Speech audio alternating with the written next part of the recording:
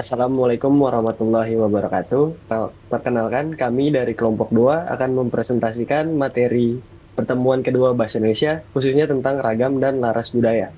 Anggota kami yaitu ada Hafiz Nugraha dengan NIM 19220992 dari 8A.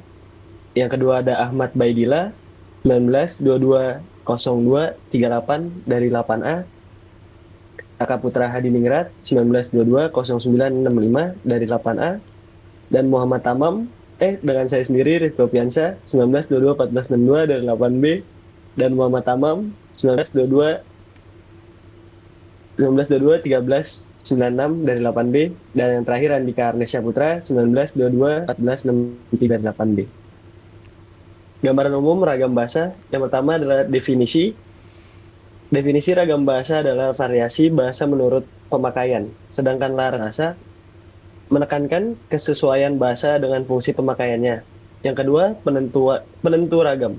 Media yang digunakan, topik pembicara, hubungan pembicara dan lawan bicara, serta sikap penutur sangat mempengaruhi bentuk bahasa. Yang ketiga adalah kerangka sosial. Ragam bahasa juga dipengaruhi dialek, aksen, dan sosial linguistik, yaitu hubungan bahasa dengan masyarakat dan budaya. Tiga kriteria pentingnya itu adalah jumlah penutur, luas daerah penyebaran, pemakaian dalam ilmu, sastra, dan budaya. Contoh varian yaitu adalah dialek regional, dialek sosial, dialek temporal, idiolek, serta aksen atau logat yang khas pada penutur tertentu. Ya, selanjutnya ada ragam berdasarkan situasi pemakaian dan medium, yaitu ada formal digunakan dalam situasi resmi. Ciri utamanya yaitu adalah kaidah, konsisten, terus ada bentuk lengkap, ejaan baku, dan pilihan kata resmi. Dan yang kedua ada semi formal, yaitu bersifat tengah-tengah. Ada tetap tertib, tetap lebih luas daripada formal, umum dipakai dalam perkuliahan atau diskusi akademik. Yang ketiga ada non-formal, lebih akrab, terus lebih ringkas dan sering memakai unsur nonverbal, singkatan atau unsur partikel percakapan. Dan yang keempat ada ragam lisan, yaitu bergantung pada intonasi, mimik, gerak tubuh, dan situasi, dan unsur SPOK sering dapat dihilangkan karena dibantu konteks. Dan yang terakhir ada ragam tulis, yaitu mengutamakan ejaan, tanda baca, dan susunan kalimat yang jelas.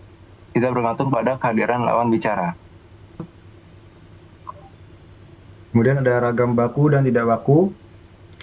Ragam bahasa baku menjadi model rujukan dalam situasi resmi dan penulisan ilmiah. Yang pertama ada bahasa baku, ragam yang dikodifikasi, diterima luas, dan difungsikan sebagai acuan. Sifatnya mantap, dinamis, cendekia, dan seragam.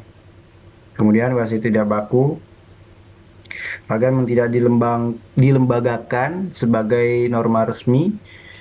Ciri umumnya menyimpang dari bentuk baku dan dipakai pada situasi tertentu. Fungsi baku: pemersatu, penanda kepribadian, penambah wibawa, dan kerangka acuan. Kemudian mantap dan dinamis. Mantap berarti sesuai kaidah, yaitu dinamis berarti tetap luas dan dapat menerima perubahan yang berpola. Kemudian ada cendekia dan seragam, dipakai oleh kalangan terdidik di ruang resmi yang dibakukan melalui kesepakatan agar seragam.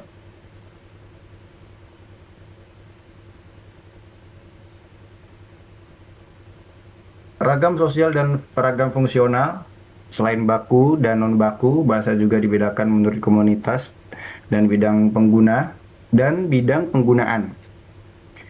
Yang pertama, ragam sosial, ragam yang norma dan kaidahnya disepakati dalam lingkungan sosial tertentu, misalnya keluarga, pertemanan, atau kelompok usia tertentu. Contohnya, ragam bahasa remaja menggunakan bahasa gaul atau slang. Kemudian kemudian contohnya ragam bahasa orang terpelajar, menggunakan istilah formal dan terstruktur yang tertata. Kemudian ragam bahasa berdasarkan tingkat sosial, perbedaan bahasa antara kalangan bangsawan dan masyarakat biasa itu terlihat jelas dalam bahasa Jawa, yaitu krama atau ngoko. Terus ragam fungsional, ragam yang terkait profesi, lembaga, atau kegiatan tertentu, contohnya ragam hukum, bisnis, keilmuan, kedokteran, dan keagamaan.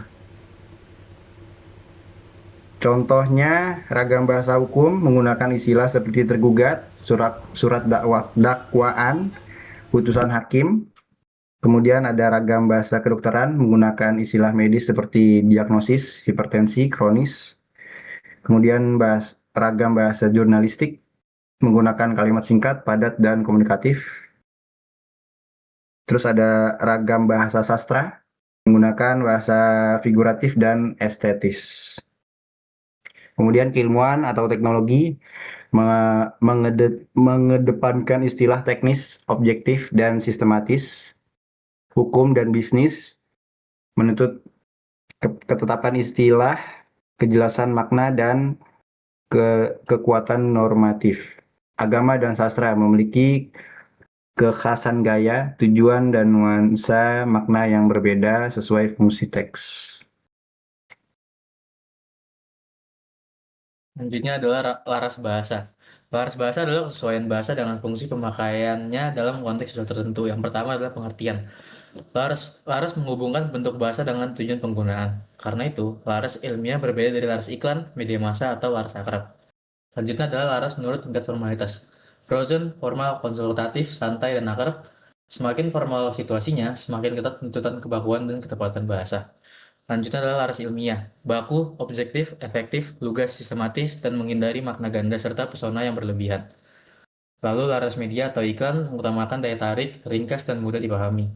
Lalu yang terakhir adalah laras akademik, bersifat formal, ilmiah, dan ditujukan pada komunitas pembaca yang memiliki pengetahuan bidang tertentu.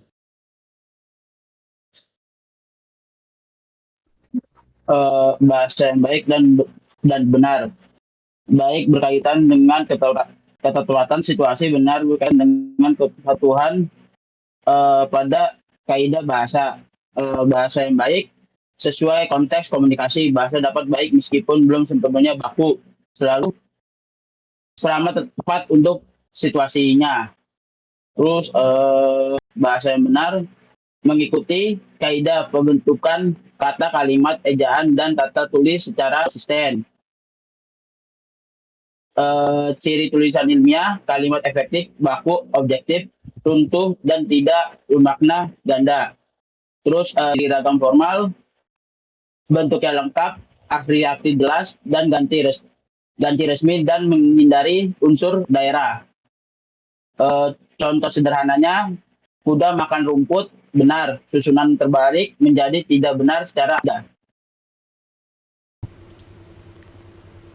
Kesimpulannya adalah ragam bahasa menunjukkan variasi bahasa berdasarkan pemakai, media, topik, dan situasi. Laras bahasa menegaskan kesesuaian bahasa dengan fungsi dan konteks sosialnya. Bahasa baku penting untuk komunikasi resmi dan karya ilmiah. Sedangkan ragam non-baku tetap diperlukan dalam situasi akrab dan keseharian. Karena itu, penutur perlu menyaksikan bahasa secara tepat agar pesan tersampaikan dengan efektif, santun, dan dapat dipertanggungjawabkan secara akademik.